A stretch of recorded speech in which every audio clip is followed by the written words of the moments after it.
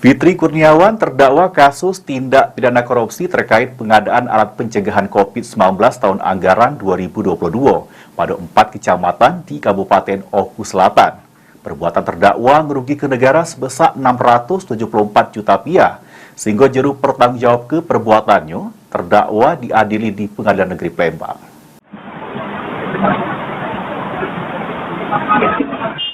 Terdakwa kasus tindak pidana korupsi yang merupakan pihak ketiga terkait pengadaan alat pencegahan COVID-19 tahun 2022 di beberapa desa di Oku Selatan, ini jalani sidang di Pengadilan Negeri Palembang. Juru sidang jaksa penuntut umum ngadir ke 15 saksi guna ngasih keterangan di hadapan majelis hakim yang diketuai hakim editorial.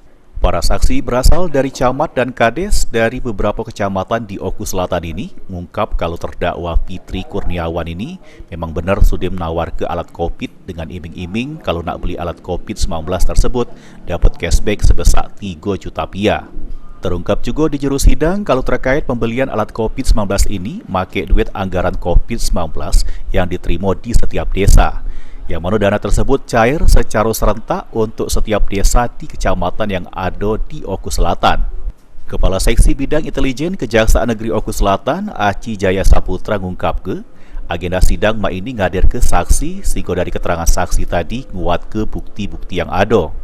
Aci Jaya Saputra nambah ke kalau saksi tadi sudah balik ke duit cashback hasil dari pembelian alat COVID-19 tersebut sebesar 3 juta rupiah ke tim penyidik jaksa Kejari Oku Selatan.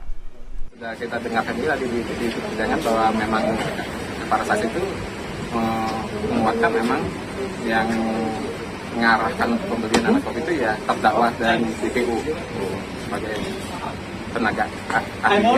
Saksi-saksi tadi katanya sudah mengembalikan uang, ya. Itu uang, ya. Uang yang mereka iming-iming dari terdakwa tadi deh. Ada potongan harga sebesar 3 juta rupiah dan sudah kita amankan uang itu di kantor kita nanti. Seluruhnya di desa. Ini kan LSM-nya. Yang menjadi ini fokus kita jadi tipikor ini yang mana ya, Pak?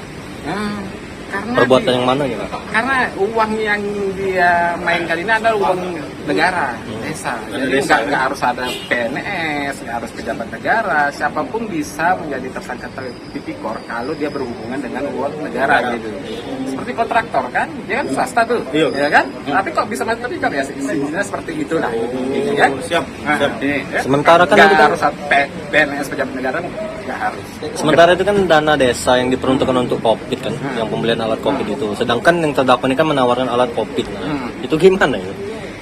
Iya, itulah, disitulah adanya permainan harga di situ. Permainan harga. Maaf, dan ada juga unsur suapnya 3 juta tadi itu. Iming-iming kalau kamu beli sama saya, nanti saya kasih cashback 3 juta gitu. Sementara juru kasus ini salah sikok tersangka masih juru pencarian, yakni Lexi Yandi, yang mana jabatannya waktu itu sebagai tenaga ahli atau TA di Kabupaten Oku Selatan. Akibat perbuatan terdakwa merugikan negara sebesar 674 juta rupiah. Lutfi, PAL TV.